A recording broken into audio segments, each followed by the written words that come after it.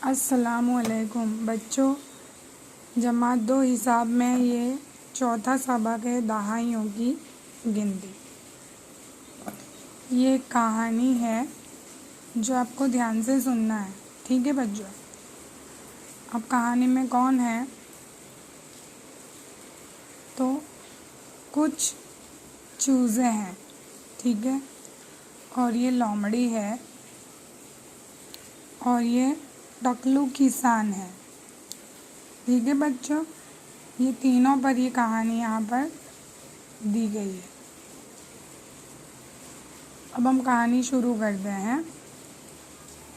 टकलू किसान ने अपने मुर्गी फार्म में बहुत से चूज़े पाल रखे हैं। चूज़े यानी कि जो मुर्गी के बच्चे होते हैं उसे चूज़े कहा जाता है। तो एक दिन चालाक लोमड़ी की नज़र, ये जो लोमड़ी उसकी नज़र किन पर पड़ती है? शरीर चूज़ों पर, जो इधर उधर खेल रहे होते हैं। उस दिन से वो रोज़ाना चूज़े चुराने और खाने लगी। टकलू किसान को इस बात का पता चल गया। उसने लोमड़ी से पूछा, क्या तुम मेरे चूज़े खाती हो?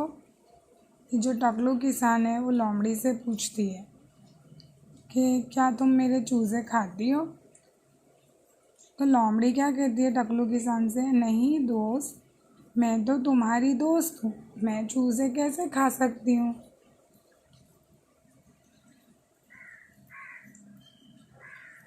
टकलू ने सोचा कि मैं रोज़ाना सुबह और शाम को अपने चूज़े गिनूंगी, मगर चूज़े तो इधर उधर भागते रहते हैं।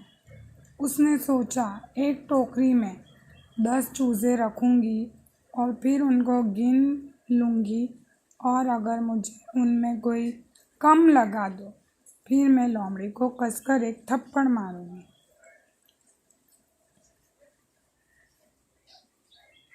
सुबह उसने अपने चूज़ों को गिना। किसने?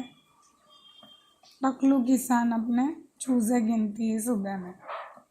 वहाँ 10 चूज़ों की गिनती टोकरियाँ यानी गिन कर टोकरी में भरने लगती है।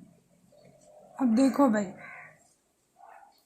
यहाँ पर 1 2 3 4 5 टोकरियाँ दिख रही है बच्चों, ठीक है।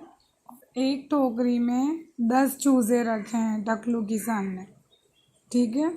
तो ये 1 2 3 4 5 टोकरी में 10 चूज़े हैं। तो 10 10 20 और 10 30, 30 में 10 देंगे तो 40, 40 में और कितना जमा करेंगे? 10 50, 50 51 52 53 54। तो यहाँ पर क्या आएगा बच्चों? ठीक है, कुल मिलाकर कितने चूज़े हैं? तो ये एक टोकरी में बच्चों 10 है, तो 10 20 30 40 50, ये 50 लिखे हैं यहाँ पर। और टोकरी के बाहर 1 2 3 4, तो जमा 4, तो कितने होंगे? 54। अब टकलू क्या करती है? सुबह का जो हिसाब है वो तो हमने देख लिया। अब शाम को उसने चूज़ों को फिर गिना, ठीक है बच्चों। यहाँ 10 चूज़ों की खाली जगह टोकरियाँ हैं, देखो। सुबह में इतनी थी 54, ठीक है। अब शाम की बात है, तो एक टोकरी में 10 है, दूसरी टोकरी में 10 है, तीसरी में 10 है और चौथी में 10 चूज़े, तो ये 40 होंगे, ठीक है। तो यहाँ 10 चूज़ों की खाली जगह टोकरी है, तो 1 2 3 4, ठीक है। तो यहाँ पर 4 आएगा। अब यहाँ कुल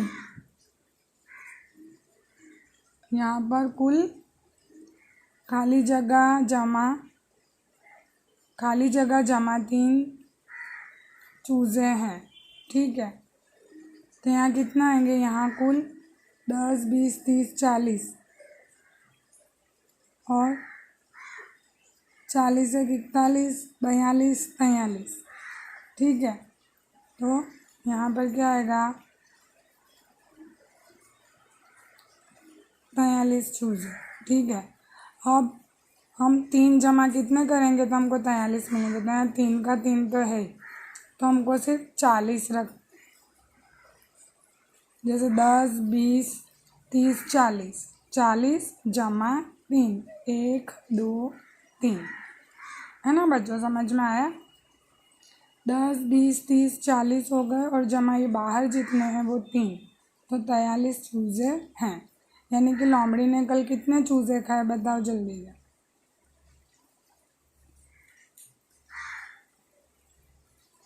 11 आएगा कि लोमड़ी ने कुल 11 चूजे खाए। अब ये जो सुबह में 54 मिला है, तो 54 जमा कितने करेंगे कि हमको 11 मिलेंगे बच्चों। 43, जैसे 4 में से 3 जाएगा तो 1 मिनट रुको मैं आपको बताती हूँ बच्चों। जैसे कि 1 2 3 4, 4 में से 1 जाएगा तो यहाँ पर कितना आएंगे 3, और 1 2 3 4 5, ये 5 में से हमको कितना निकालना है 1, तो कितना रहेगा 1 2 3 4, तो ये यहाँ पर 43 आएगा। समझ में आया बच्चों। और फिर टकलू किसान को पता चल जाता है कि लोमड़ी झूठ बोल रही थी, इसलिए वो उसे मारने के लिए टकलू किसान पीछे दौड़ती है। चलो, अब ये कितने हैं, ठीक है। भानु ने जंगल से कुछ लकड़ियाँ जमा की है। देखो भाई ये भानु है, इसने कुछ लकड़ियाँ यहाँ पर जमा की है, उसने उनको बाज़ार में बेच दिया। ठीक है, तो उसने 10 लकड़ियों का एक बंडल बनाया। ये 10 लकड़ियाँ, एक बंडल में कितनी है 10, जिसे हम गिन सकते हैं 1 2 3 4 5 6 7 8 9 10।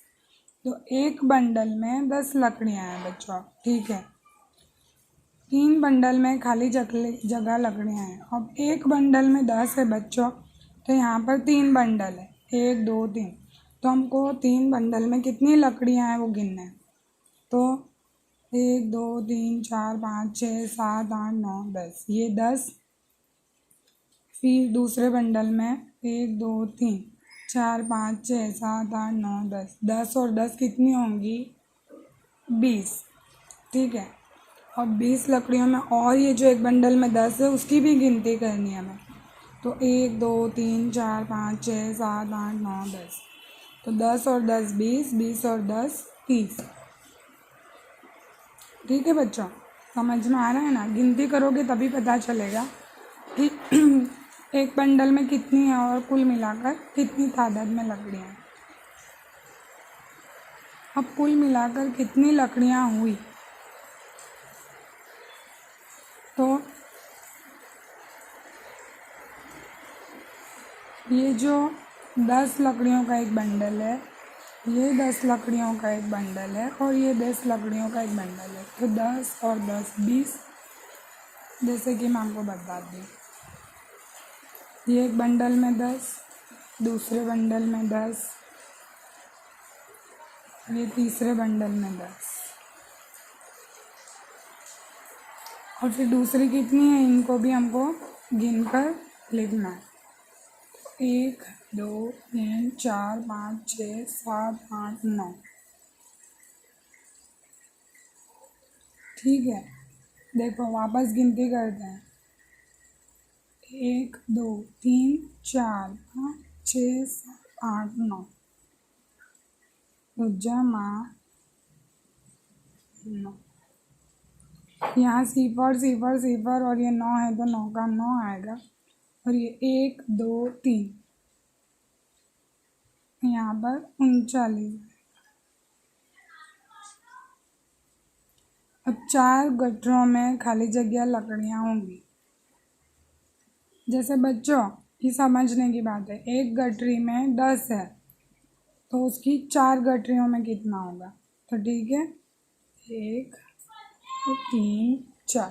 ठीक है, तो सीफर का सीफर और 1 2 3 4, तो 4 गट्ठरों में 40 लकड़ियाँ होंगी। मालती के घर में शादी हुई। ये मालती है, ठीक है बच्चों। तो वो फूलों की मालाएं बना रही है सारे लोगों के लिए। तो एक माला बनाने के लिए उसने 10 फूल इस्तेमाल किए हैं। देखो ये एक माला है, उसमें एक माला में 10 फूल का इस्तेमाल उसने किया है। 1 2 3 4 5 6 7 8 9 10। बच्चों ध्यान रखना, एक माला में 10 फूल है और यहाँ पर सिर्फ 8 फूल दिखाई दे रहे हैं, ठीक है। अब यहाँ देखिए तीसरी तस्वीर में ये एक माला दिखाई दे रही है, ये दूसरी, ये तीसरी, ये चौथी और ये पांचवी। तो इसलिए यहाँ पर कुल खाली जगह फूल हैं। तो बच्चों एक माला में 10 फूल हैं, तो 5 माला में कितने फूल होंगे? तो गिनती करेंगे हम 1 2 3 4 5 6 7 8 9 10 11 12 13 14 15 16 17 18 19 20 21 22 23 24 25 26 27 28 29 30 31 32 33 34 35 36 38 38 39 40 41 42 43 44 45 46 47 48 49 50। तो ये 5 माला में 50 फूल जाएंगे, यानी एक में 10 है तो 10 20 30 40 50, ठीक है। अब यहाँ पर चौथी तस्वीर देख लेते हम कि कितने फूल हैं, ठीक है। ये सारे एक माला में 10 हैं बच्चों, और माला के अलावा जो माला के बाहर दिखाई दे रहे हैं वो फूल भी। तो कुल मिलाकर कितने फूल है वो हमें यहाँ खाली जगह में लिखना है। तो ये 10 20 30 40 50 60, ठीक है। 61 62 63 64 65 66 67, ठीक है। अब ये मैं आपको देती हूँ कि 21 फूलों का इस्तेमाल करके आपको 10 फूलों के कितने हार बना सकते हो, ठीक है। तो 10 फूलों की एक माला बनेगी, ठीक है। तो आपको 21 फूलों की यहाँ तस्वीर बनानी है माला की, ठीक है। पर एक माला में 10 फूलों का ही इस्तेमाल करना है, ठीक है बच्चों।